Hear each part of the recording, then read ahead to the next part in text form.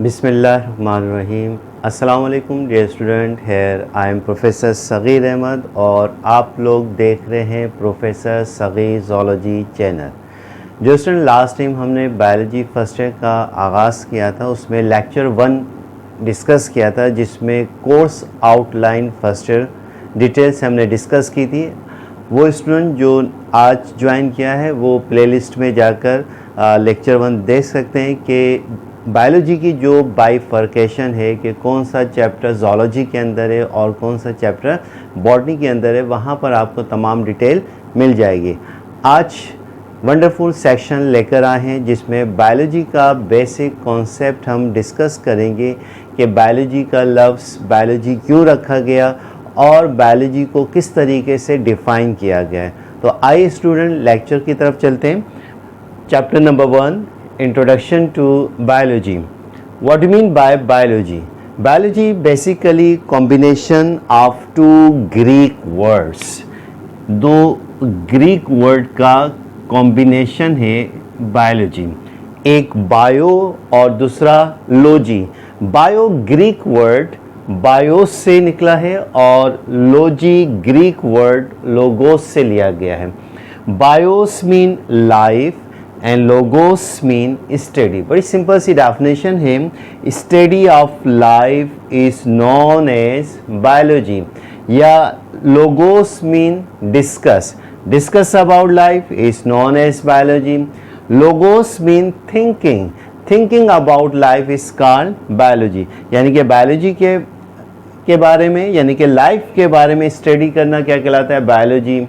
Life के बारे में डिस्कस करना क्या कहलाता है? बायोलॉजी। लाइफ के बारे में सोचना क्या कहलाता है? बायोलॉजी। ये बड़ी सिंपल सी डेफिनेशन। अगर हम इसको ब्रीफ डेफिनेशन देखें बायोलॉजी की कि बायोलॉजी क्या है, the branch of science which deals with the study of life of living organism is known as biology. यानी कि साइंस की एक ऐसी ब्रांच जिसमें लाइफ के बारे में स्टडी की जाए, और किसकी लाइफ है? जानदार अजसाम की ज़िंदगी के बारे में बहस की जाए, उसे आप क्या कहते हैं? बायोलॉजी। तो डियर स्टूडेंट, बड़ी सिंपल सी डेफिनेशन है। आइए इसको थोड़ा सा डिटेल से हम डिस्कस करते हैं बायोलॉजी को, कि अगर आप इस डेफिनेशन के ऊपर फोकस करें बायोलॉजी की, तो बायोलॉजी की इस डेफिनेशन में 3 बेसिक टर्मिनोलॉजी क्या हैं इस्तेमाल की गई हैं। पहली टर्म है हमारे पास साइंस, सेकंड टर्म यूज़ की है लाइफ, और थर्ड टर्म यूज़ की है लिविंग ऑर्गेनिज्म। तो डियर स्टूडेंट, साइंस के स्टूडेंट में बार बार ये वर्ड इस्तेमाल होगा, ये term. What do mean by term? Terms किसे कहते हैं? टर्मिनोलॉजीज किसे कहते हैं? तो बड़ी सिंपल सी डेफिनेशन है कि specific words of specific languages and further explanation on language. क्या मतलब कि ख़ास ज़बानों के ख़ास अल्फाज जिनकी फ़र्दर एक्सप्लेनेशन तशरीह की जाती है अपनी ज़बान के अंदर, उसे हम क्या कहते हैं? टर्म कहते हैं। जैसे साइंस से अगर हम बायोलॉजी की अगर बात कर लें, बायोलॉजी क्या है? ग्रीक वर्ड है, यानी कि ये एक ख़ास टर्म है, ख़ास ज़बान है, लैटिन वर्ड है। तो बायोलॉजी में ज़्यादातर ग्रीक, लैटिन, इजिप्टियन वर्ड्स क्या होते हैं? यूज़ होते हैं। तो ख़ास ज़बानों के ख़ास अल्फाज जिनकी फ़र्दर एक्सप्लेनेशन अपनी ही भाषा में की जाए, अपनी ही ज़बान में की जाए, तो उसे आप क्या कहते हैं? टर्मिनोलॉजी। तो क्लियर हो गया होगा इसका कॉन्सेप्ट। अब इस डेफिनेशन में देखिएगा 3 बेसिक टर्मिनोलॉजी है, the branch of science, second life, और थर्ड लिविंग ऑर्गेनिज्म। अगर इसका कॉन्सेप्ट क्लियर हो जाएगा तो बायोलॉजी को समझना और पढ़ना बहुत आसान हो जाएगा। तो आइए एक एक करके इन टर्मिनोलॉजीज़ को हम डिस्कस करते हैं। सबसे पहले बात हमारी चलेगी किसके ऊपर? साइंस के ऊपर, कि what do mean by science. देखिएगा dear student, science basically drive from Latin word scientia, which means that knowledge. बहुत सिंपल सी डेफिनेशन है कि किसी भी चीज़ के बारे में इल्म हासिल करना क्या कहलाता है? साइंस कहलाता है। यानी कि नॉलेज गेन अबाउट एनीथिंग किसी भी चीज़ के बारे में इल्म हासिल करना क्या कहलाता है? साइंस कहलाता है। तो बड़ी सिंपल सी डेफिनेशन है और मुख्तलिफ पीरियड्स में साइंस की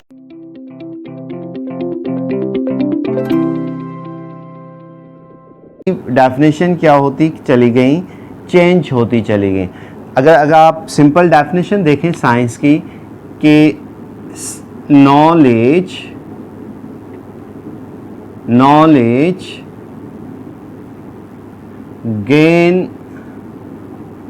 about any things is called science.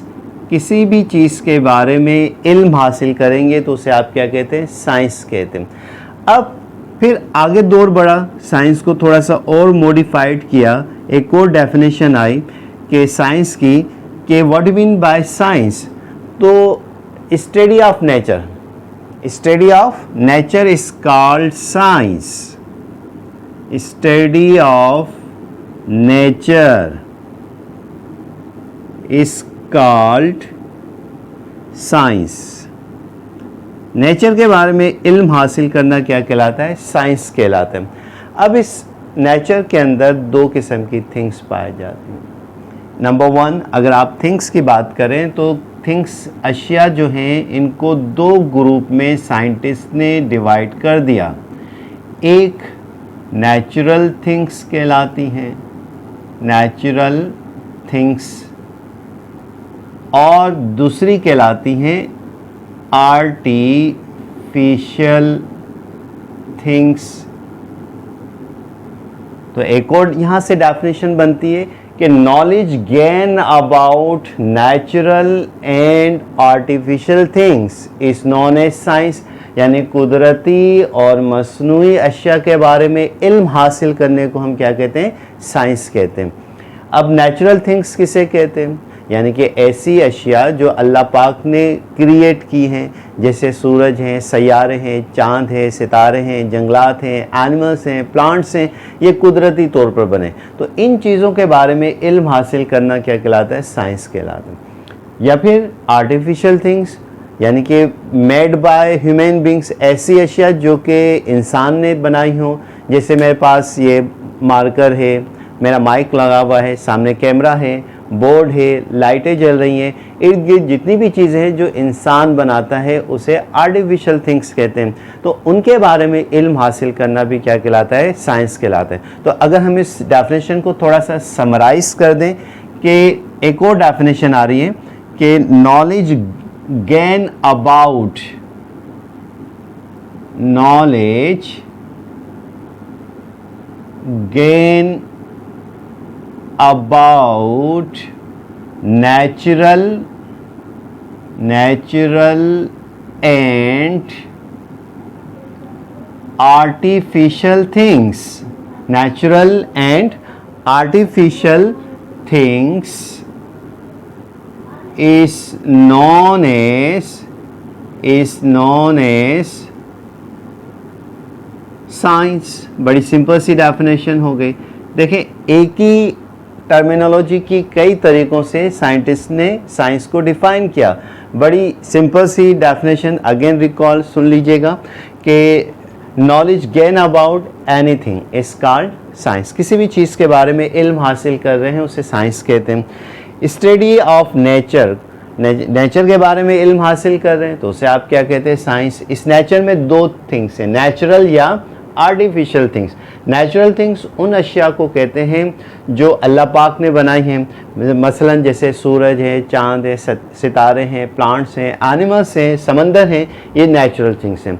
और आर्टिफिशियल थिंग्स जो इंसान बनाता है, तो इनके बारे में भी इल्म हासिल करना क्या कहलाता है? साइंस कहलाता है। अब कोई भी साइंटिस्ट जब इल्म हासिल करता है, उसको देखता है, ठीक है। अब जो लेटेस्ट डेफिनेशन आई है साइंस की वो क्या है कि आइए पहले उस डेफिनेशन को आप समझ लें कि जब भी कोई साइंस के अंदर काम शुरू किया जाता है तो कोई भी साइंटिस्ट उसको देखता है। अब देखना क्या है? ये बेसिकली क्या है? ऑब्जर्वेशन है। ऑब्जर्वेशन यानी विच means that use of 5 senses. Vision है, यानी कि देखने में कैसा है, लिसनिंग है, सुनना है कि हॉलो है, किस तरीके की सॉलिड साउंड आ रहा है, किस टाइप का साउंड आ रहा है, या फिर उसको छू कर देख रहे हैं कि क्रिस्टलाइन है, एमॉर्फस है, लिक्विड है या गैस है, उस चीज़ को वो चख रहा है। यानी कि टेस्ट कैसा है, बिटर है, साल्ट है, सोर है, स्वीट है। तो ये तमाम चीज़ें उसको क्या मिल रही हैं, ऑब्जर्वेशन से इंफॉर्मेशन मिल रही हैं। फिर उसका बेसिकली क्या होता है, ये डेटा कलेक्शन होता है। अब जब डेटा कलेक्ट हो गया, देखिए साइंटिफिक मेथड क्या है, साइंस किस तरीके से मॉडर्नाइज हुई। फिर जब डेटा कलेक्ट हुआ तो एक हाइपोथेसिस देते हैं, एक इंटेलिजेंट गैस कि ऐसा हो सकता है। फिर उसके ऊपर मज़ीद डिडक्शन होती है, डिडक्शन के बाद फिर उसके ऊपर एक्सपेरिमेंट होता है, एक्सपेरिमेंट के बाद एंड में रिज़ल्ट होल इन्फॉर्मेशन, आपको नॉलेज हासिल होती है। और साइंस का मतलब भी क्या है, नॉलेज, यानी कि किसी भी चीज़ के बारे में इल्म हासिल करना क्या है, साइंस कहलाता है। अब जब एक्सपेरिमेंट के नतीजे में जो रिज़ल्ट आपको इन्फॉर्मेशन हुई, जो कंक्लूजन हुआ, रिज़ल्ट, ये बेसिकली क्या है, नॉलेज है, ठीक है। और इसे आप क्या कहते हैं, साइंस कहते हैं। तो अगर हम इस साइंस को समराइज करके डिफाइन करें तो knowledge gain through observation and experiment, ये मॉडर्न डेफिनेशन आ रही है साइंस की कि knowledge gain through observation and experiment is called या is known as science।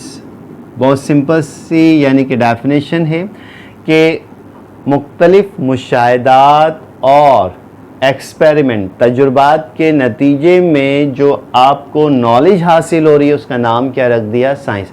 यानी कि साइंस बेसिकली एक साइंटिफिक वे है और उसको उन स्टेप्स के मुताबिक क्या है, कोई भी प्रॉब्लम है उसको सॉल्व किया जाता है। तो सबसे पहला जो स्टेप होता है साइंस के अंदर, observation, use of 5 senses, then to data collection, now then to give the hypothesis, now then to deduction and to perform the experiment at the result of and to gain the knowledge whole experiment के either this statement are positive or negative।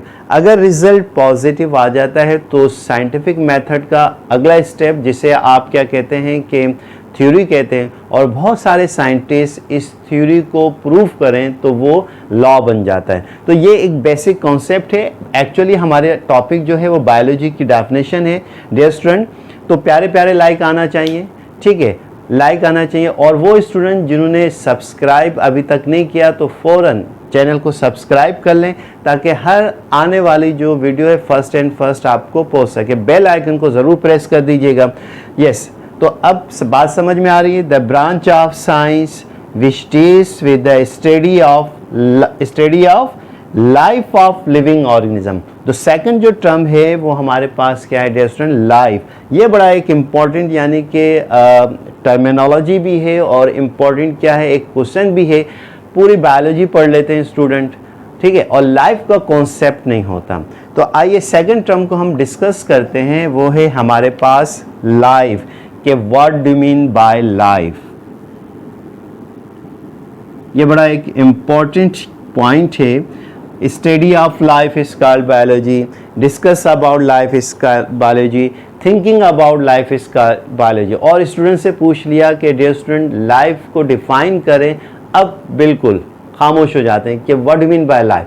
तो कोई मसला नहीं, आपके sir professor Sagheer Ahmad हैं, इस life को भी डिफाइन कर देंगे। बड़ा सिंपल सा कॉन्सेप्ट है। तो life has no specific definition. देखिए कितनी इंटरेस्टिंग बात है, बड़ी सिंपल सी बात कि लाइफ की कोई डेफिनेशन नहीं। फिर पढ़ते क्यों हैं, लाइफ को इतना ब्रॉड सब्जेक्ट क्यों बना दिया, बायोलॉजी को इतना, जिसमें आप कह रहे हैं study of life, study of life.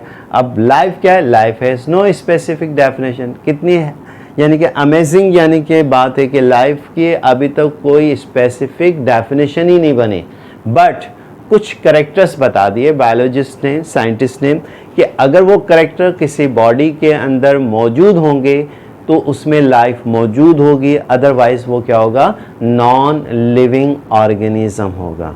तो अब what's are the characters of life, तो इंशाल्लाह इसको नेक्स्ट क्लास में हम डिटेल से डिस्कस करेंगे। तो तब तक के लिए आप लोग इसका वेट कीजिएगा नए लेक्चर के लिए।